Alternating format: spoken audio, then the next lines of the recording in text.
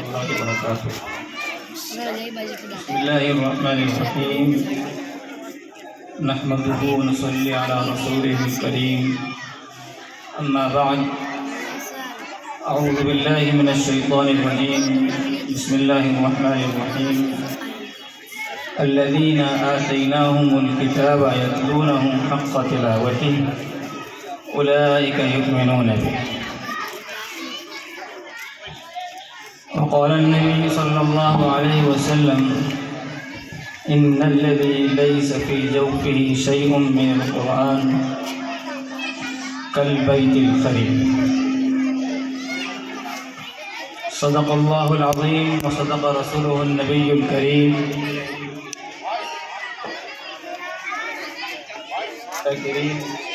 والحمد لله رب العالمين. اسٹیج پر رونق افروز علماء کرام، مہمانان اکرام اور معزز سامعین، اللہ کا فضل و کرم اور اس کا احسان ہے کہ اللہ رب العالمین نے ہمیں قرآن کریم کی نسبت پر جڑنے کی توفیق عطا فرمائی، اور یہ نسبت بڑی اونچی اور عظیم نسبت ہے۔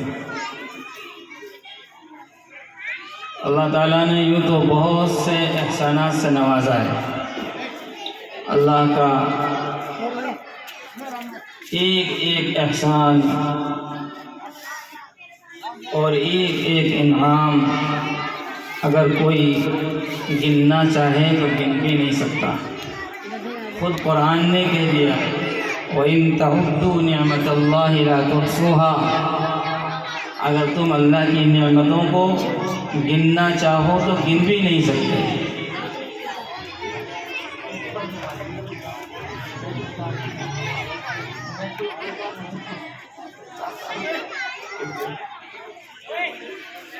لا الہ الا اللہ، نہیں گن سکتا۔ لیکن دو انعام، بہت عظیم انعام، جن کا قرآن نے تذکرہ جا بجا کیا ہے۔ ایک تو اللہ کا بہت عظیم انعام ہمارے لیے قرآن ہے، اور دوسرا ایک بہت عظیم انعام و احسان سرکار دو عالم جناب حضرت محمد رسول اللہ صلی اللہ علیہ وسلم کی ذات گرامی ہے۔ قرآن کریم میں سورہ یونس میں ایک آیت ہے: یا ایھا الناس قد جاءتکم موعظۃ من ربکم وشفاء لما فی الصدور وہدی ورحمۃ للمؤمنین قل بفضل اللہ وبرحمتہ وبذلک فلیفرحوا هو خیر مما یجمعون۔ اس آیت پاک کی تفسیر میں مفسرین نے لکھا ہے کہ قل بفضل اللہ، اللہ کے فضل سے مراد قرآن ہے، وبرحمتہ، اور رحمت سے مراد قرآن کی تلاوت اور اس پر عمل ہے، اور دوسری روایت میں یہ ہے کہ رحمت سے مراد سرکار دو عالم جناب حضرت محمد رسول اللہ صلی اللہ علیہ وسلم کی ذات گرامی ہے۔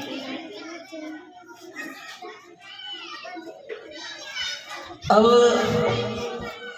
جیسا احسان ہوتا ہے اور جیسا انعام ہوتا ہے، اس کے ساتھ ویسا برتاؤ اور قدردانی بھی ہونی چاہیے۔ اللہ تبارک و تعالیٰ نے ہمیں یہ مقدس کتاب دی، اس کے ہم پر حقوق ہیں۔ سب سے پہلا حق تو یہ ہے کہ ہم اس پر ایمان لائیں۔ الحمدللہ ہم اس بات کو مانتے ہیں، تسلیم کرتے ہیں اور جانتے ہیں کہ ہمارا قرآن پر ایمان ہے۔ آگے پھر اس کا اور بھی حق ہے۔ نمبر 1 تلاوت کرنا، نمبر 2 اس کی تفہیم، اس کو سمجھنا، نمبر 3 اس پر عمل کرنا، نمبر 4 اس کی تبلیغ کرنا۔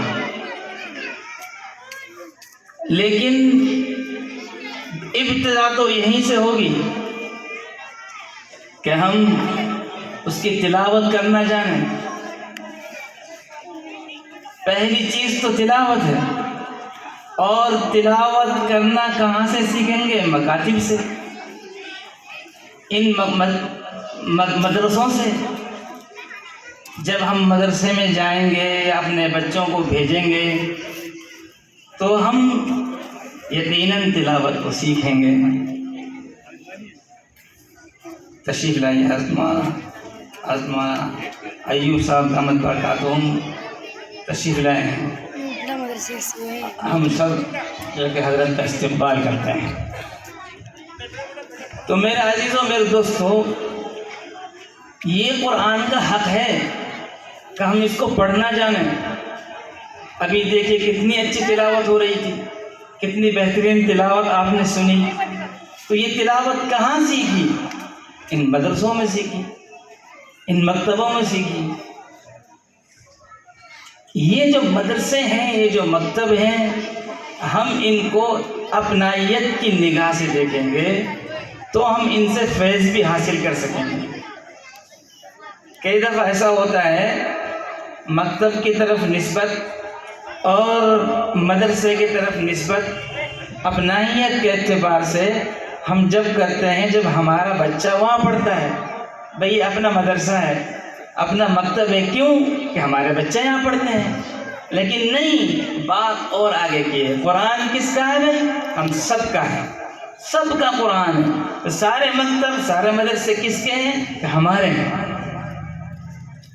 مدرسے میں پڑھنے والوں کو اچھی نگاہ سے دیکھنا، ان کو دیکھ کر خوش ہونا، پڑھانے والوں کو اچھی نگاہ سے دیکھنا، ان کو دیکھ کر خوش ہونا اور ان کا شکریہ ادا کرنا کہ قرآن کا جو حق ہے اور جو حق اللہ نے بتلایا ہے، جو ہمارے ذمہ ایک فریضہ ہے، اس کو ادا کرانے میں یہ ہمارے معاون ہیں، یہ ہمارا تعاون کر رہے ہیں۔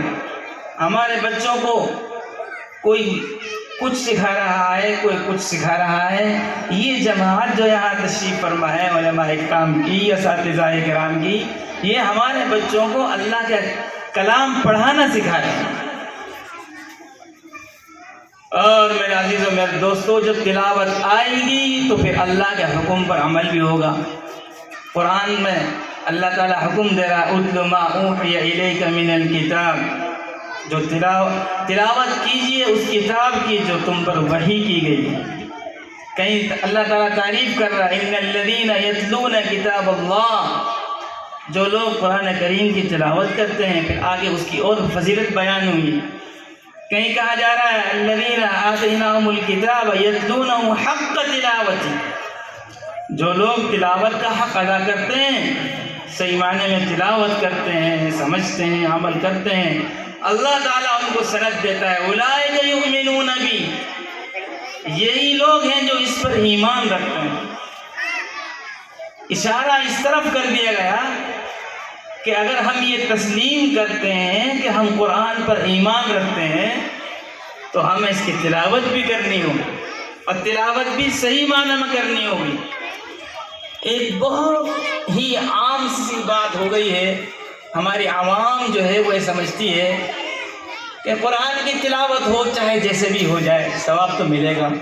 لیکن یہ جو بڑے بڑے قراء کرام تشریف فرما ہے، کبھی اکیلے میں ان سے پوچھنا، کیا قرآن کریم ایسی کتاب ہے کہ جیسے مرضی ویسی تلاوت کر لو، جی جس طرح چاہو پڑھ لو؟ تو یہ بتائیں گے آپ کو، وَالْأَخْذُ بِالتَّجْوِيدِ حَتْمٌ لَازِمٌ مَنْ لَمْ يُجَوِّدِ الْقُرْآنَ عَاصِمٌ، کہ بغیر تجوید کے قرآن پڑھنے سے کوئی ثواب نہیں ملتا۔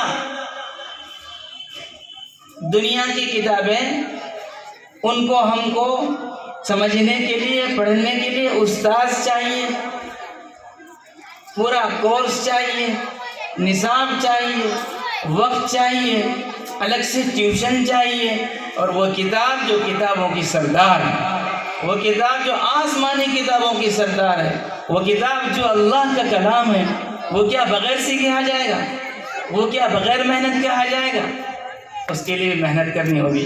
ایک دفعہ سرکار دو عالم جناب حضرت محمد رسول اللہ صلی اللہ علیہ وسلم اپنے حجرے سے باہر تشریف لائے مسجد میں دیکھا کہ کچھ صحابہ کرام قرآن کریم کا مذاکرہ کر رہے ہیں، تو آپ صلی اللہ علیہ وسلم کا چہرہ مبارک خوشی سے چمک اٹھا، خوشی کا آثار ظاہر ہوئے، اور آپ نے ان سے پوچھا اپنے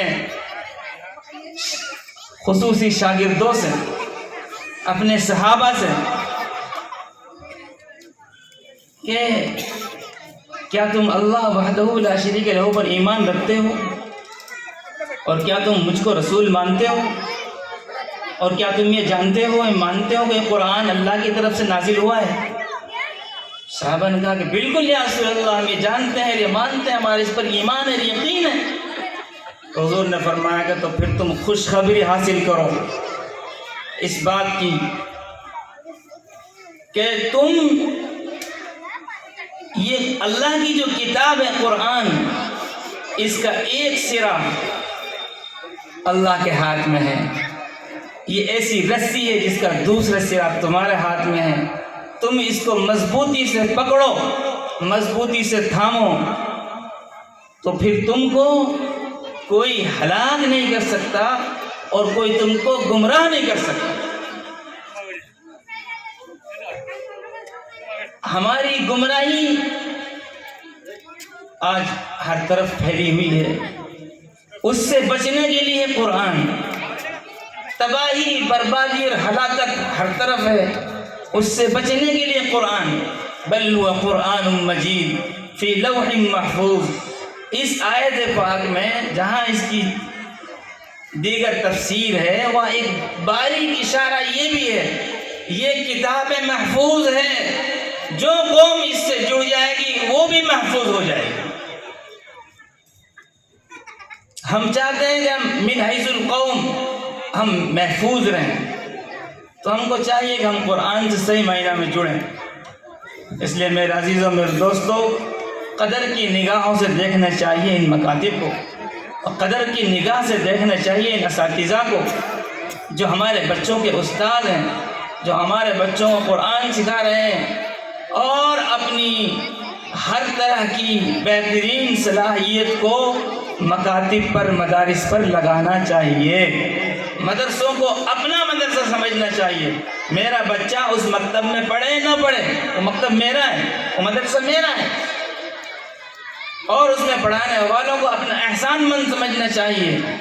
جتنا ہو سکے کوئی انتہا نہیں، اس کی ترقی کے لیے کوشش کرنا چاہیے، محنت کرنا چاہیے، اور اس میں پڑھنے پڑھانے والوں کی عزت کرنا چاہیے، احترام کی نگاہ سے دیکھنا چاہیے۔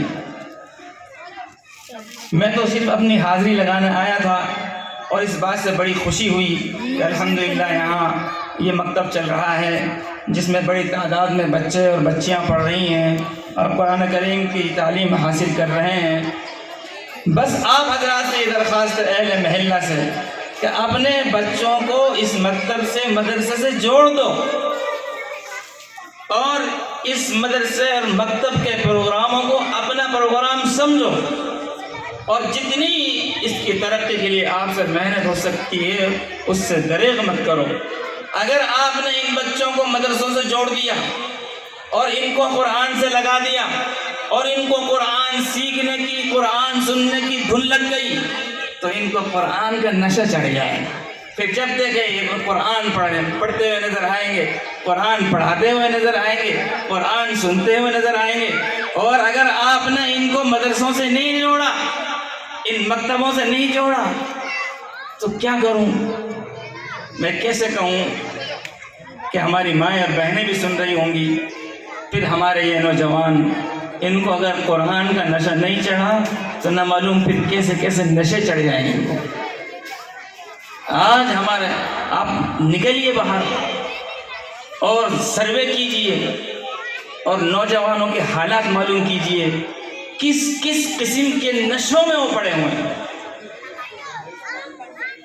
ان کو بہلا کر، پھسلا کر، دعوت تبلیغ کے ذریعے سے، امام صاحب کی ملاقات کے ذریعے سے، علماء کرام کی زیارت کے ذریعے سے مسجد لاتے ہیں، پھر چلے جاتے ہیں۔ کیوں؟